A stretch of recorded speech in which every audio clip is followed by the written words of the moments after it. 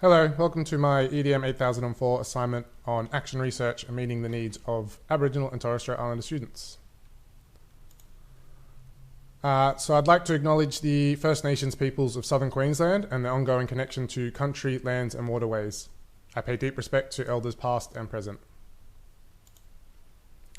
My name is James, and today, after reflecting on my professional placements to date and the results from the AITSL self-assessment tool on the graduate level professional standards for teachers, my focus will be on APST 1.4, strategies for teaching Aboriginal and Torres Strait Islander students.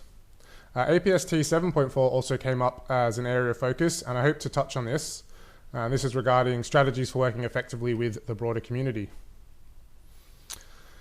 As a hopeful future secondary science and maths teacher based in South East Queensland, I've had limited exposure to Indigenous students and communities during my studies.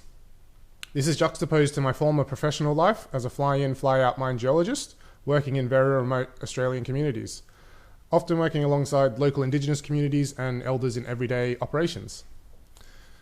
As we will look at in a moment, there's an established gap between First Nation students compared to their non-Indigenous peers. Through this presentation, I hope to identify a specific issue within this professional standard, the impact of this issue on students and us as pre-service teachers. I want to analyse the different strategies and approaches to the issues and present a plan with detailed strategies and practical implementation steps. So in this section, we delve into identifying a specific issue within APST 1.4. Starting with academic and behavioural disparities, Llewellyn and co. illustrate a concerning trend among Indigenous students, marked by increased disciplinary actions, attendance issues, and academic performance deficits. This is paralleled by Lamb and co., who note a significant academic slump in the junior secondary years of schooling, which is particularly pronounced amongst Aboriginal and Torres Strait Islander students. The Closing the Gap report set a target of increasing the proportion of Aboriginal and Torres Strait Islander people attaining Year 12 or equivalent. However, there's a marked gap, with Indigenous students lagging behind their non-Indigenous counterparts. The Australian Curriculum and Assessment Reporting Authority, also known as ACARA, have acknowledged this educational divide, emphasising the curriculum's role in fostering reconciliation and respect for Indigenous cultures. This aligns with the goals that were set out in the Alice Springs Education Declaration, which advocates for educational equity and excellence. So not only this, but as future educators, we are tasked with a significant role as outlined by that same declaration. It emphasises the need to support young Indigenous Australians in achieving their full educational potential. We should advocate for high expectations and inclusive, culturally informed teaching practices. This presents a dual challenge: to bridge the existing educational gap and to create learning environments that respect and incorporate Indigenous histories, cultures and knowledge. It can be summed up best as the need to enhance educational outcomes for Aboriginal and Torres Strait Islander students. Here we'll explore key authors and themes central to our understanding of addressing the need to enhance the outcomes for these students. So firstly, Kasky and Amfra highlighted the critical role of curriculum design in addressing the unique needs of junior secondary Indigenous students. They emphasise the need for curriculum to be challenging, relevant and connected to students' lived experience. Pendergast and Main reinforced this view, advocating for a curriculum that resonates with Indigenous students' cultural backgrounds. This approach is not only about content, but it also involves pedagogical strategies that are culturally inclusive and responsive. Munns and co. delved into the necessity of culturally differentiated teaching approaches. They suggest that tailoring teaching strategies to accommodate the diverse cognitive capabilities of Indigenous students is vital for their academic success. These authors advocate for high expectations, asserting that effective educators should encourage Indigenous students to strive for ambitious yet achievable goals. Thirdly, Kearney in 2014 discusses the importance of aligning school practices with community expectations. This involves understanding the cultural nuances and values of Indigenous communities and integrating them into the educational framework. This approach is about creating a synergy between the school environment and the broader community, facilitating a more holistic educational experience for Indigenous students. Miller 2018 and the Alice Springs Declaration both underscore the need for systemic changes and policy level support.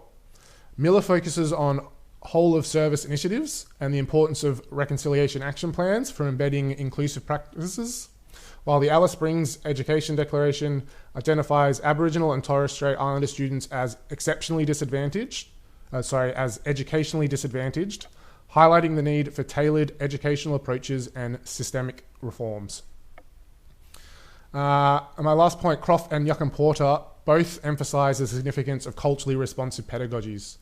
Croft focuses on differentiation strategies, while Yuckin-Porter's 8-way Aboriginal pedagogy framework provides specific methods for engaging Indigenous students.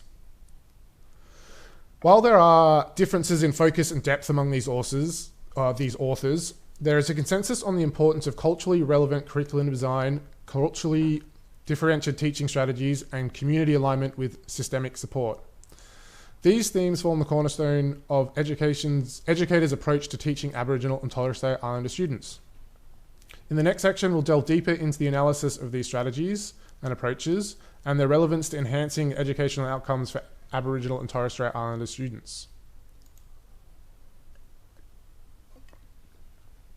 Let's now deepen our analysis of the strategies and approaches.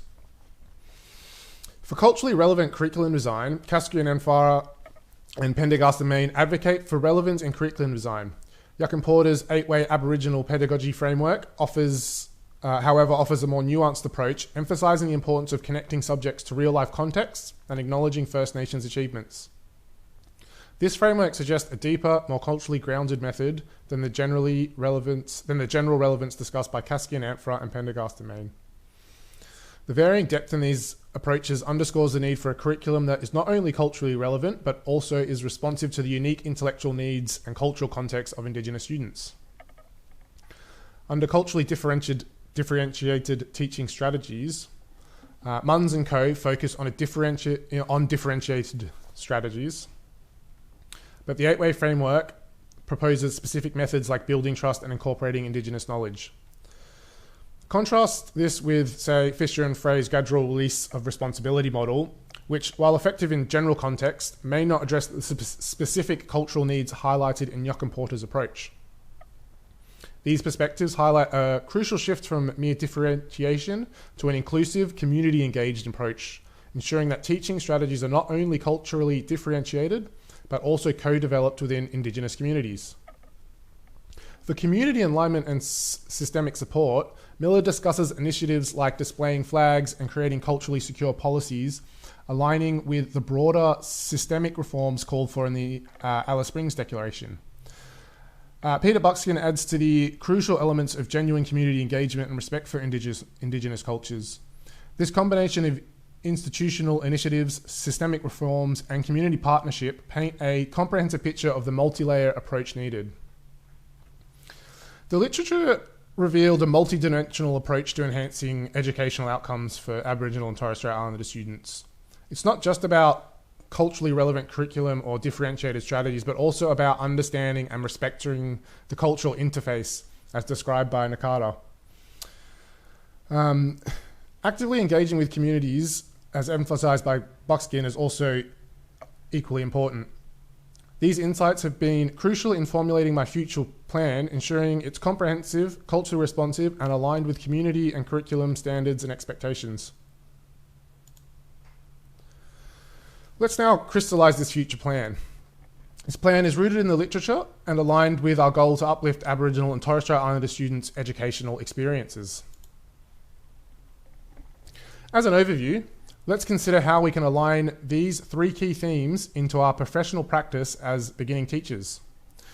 Drawing from Nakata and Akara, my future plan will include strategies and integration for integrating Indigenous histories and ecological practices into science lessons.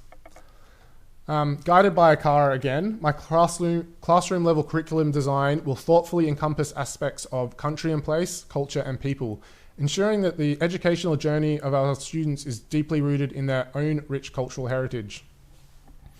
I plan to foster self-confidence through community involvement, promoting mutual respect and collaboration, drawing on Buckskin and Miller.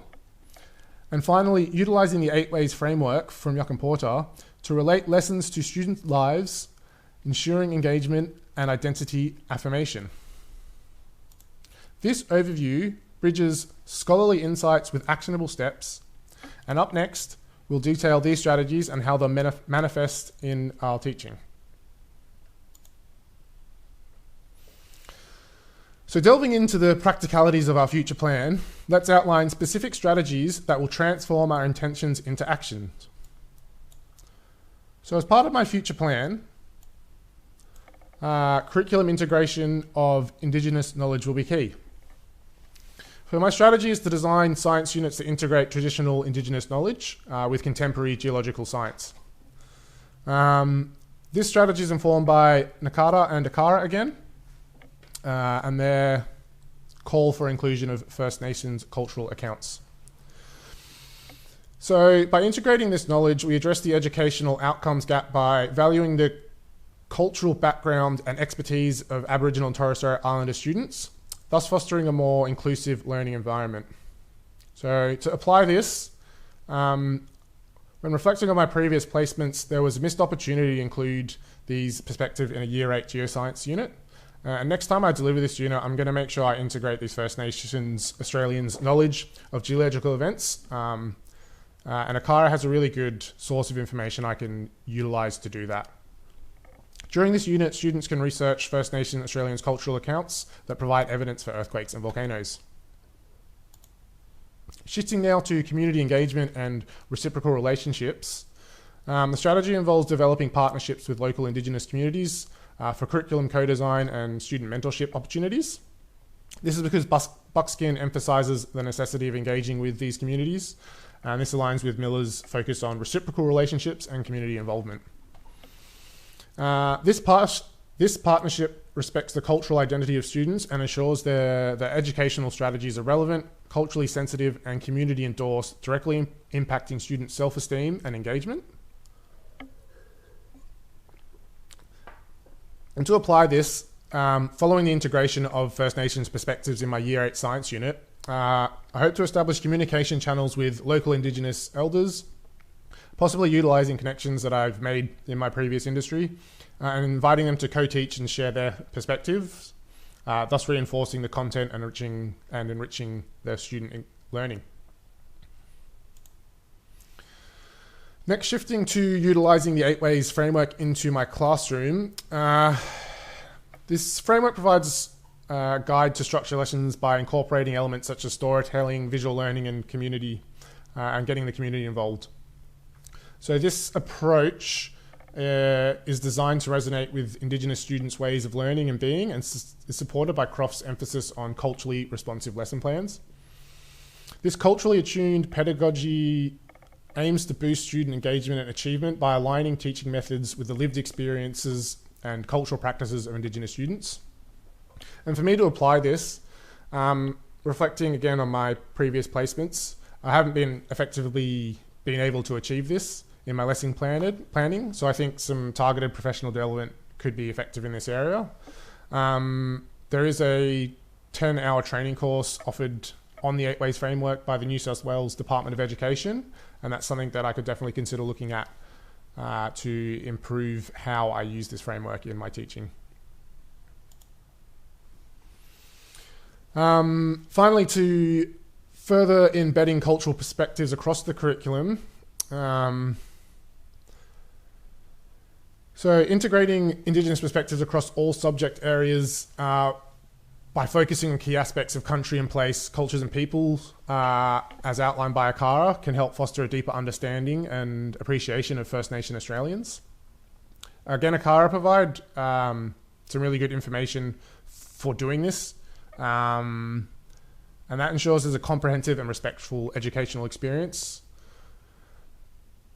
So by embedding these perspectives into the curriculum, we're not only complying with the achievement standards set out by the curriculum, but we're also enriching the educational experience of all our students and promoting inclusivity and understanding of Australia's cultural diversity.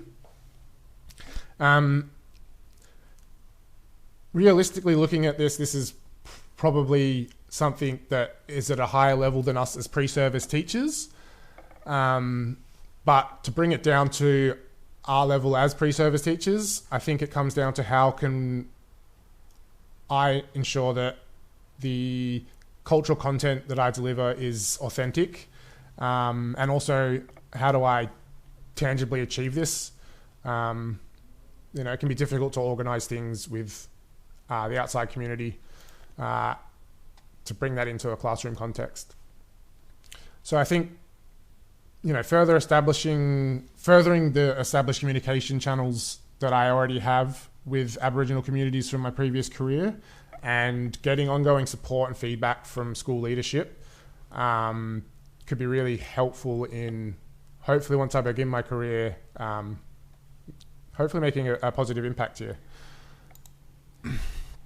So just to sum up, this presentation sort of charted a course from transforming teaching practice to better serve Aboriginal and Torres Strait Islander students.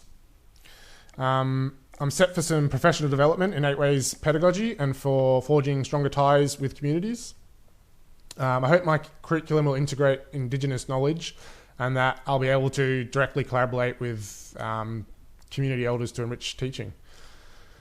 There will be challenges, but with robust community partnerships and school support, I'm sure I can help to enhance the educational outcomes for First Nations students. I have a few references here. Thank you very much for your time.